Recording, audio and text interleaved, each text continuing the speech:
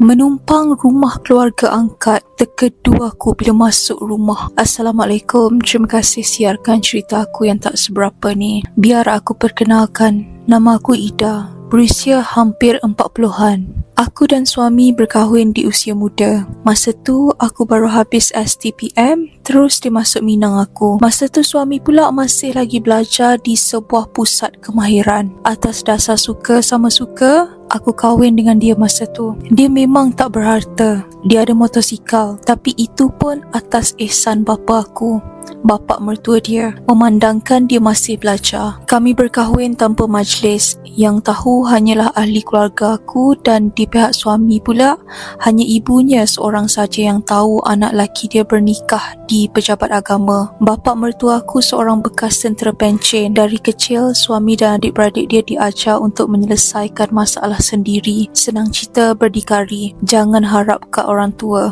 Hubungan diorang sekeluarga baik, cuma tak mesra. Sampai sekarang aku nampak mesra. Berbeza dengan keluarga aku. Keluarga aku lebih mesra dan senang mesra dengan orang. Kami suka berkumpul bila masa cuti, suka buat family day. Hubungan adik-beradik aku erat. Bukan tak pernah gaduh, tapi bila gaduh pasti sekejap je. Esok boleh borak macam biasa, seolah-olah semalam tak ada apa-apa yang berlaku. Tapi family suami aku pula lain. Mereka baik, tapi tak suka kumpul adik-beradik. Ibarat seorang datang, seorang pergi. Aku tak nampak kat mana silapnya. Mungkin ayah dia kurang mesra dengan anak-anak, buat anak-anak lebih rapat dengan mak. Apa-apa bincang dengan mak mertua. Ayah jenis tak kisah dan tak ambil pot. Yang baik nak buat, buatlah.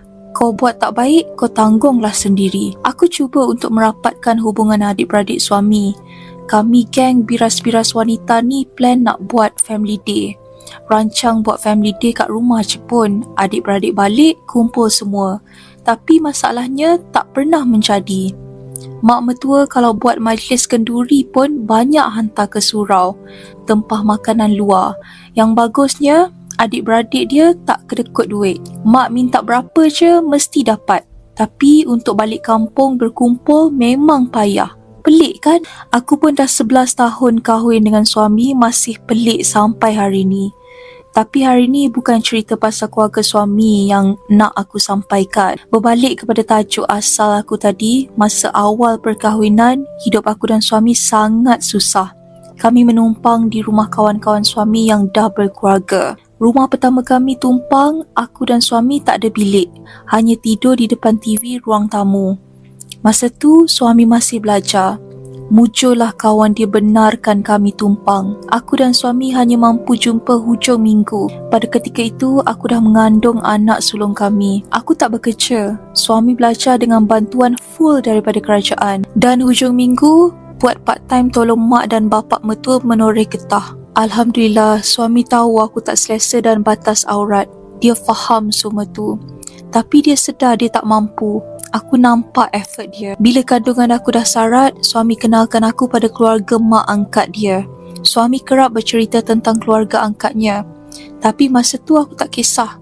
Janji dia ada saat aku nak melahirkan anak kami nanti. Satu hari, suami ajak aku berpindah ke rumah mak angkatnya. Dia kata mungkin dekat rumah mak angkatnya aku lebih selesa sebab ada satu bilik kosong. Aku pun setuju.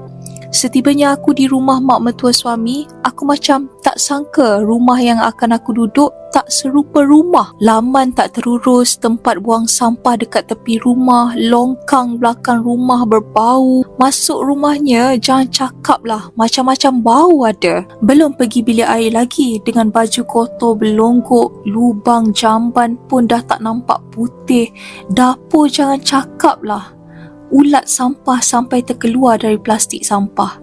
Tak tahulah sampah dah berapa hari. Aku memang mengucap panjang waktu tu. Mak angkat suami baik sangat orangnya. Anak yang sulung sebaya suami.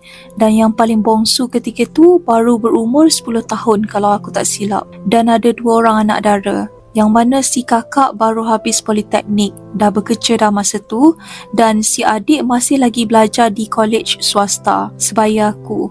Dia masih belajar, sedangkan aku tak lama lagi akan bergelar seorang ibu. Rezeki aku, Alhamdulillah. Kalau tengok dari segi penampilan diorang bila keluar rumah, memang tak sangka mereka seorang yang pengotor. Bau haruman minyak wangi, rambut tersusun rapi kalau yang lelaki lah. Yang anak perempuan cantik pula tu. Kecil molek je. Berdandan bagai memang cantik.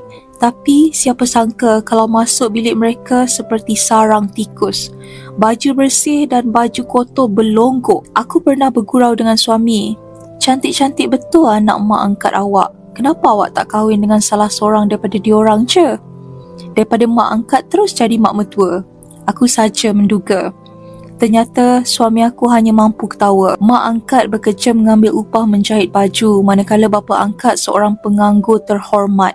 Kerjanya hanya duduk menyembang di warung dan mancing udang ketika musimnya. Mak angkat ada masalah semput yang sangat kronik. Akibat daripada sakit semputnya, dia tak boleh buat kerja berat. Pasti akan semput. Hospital memang dah menjadi rumah kedua mak angkat.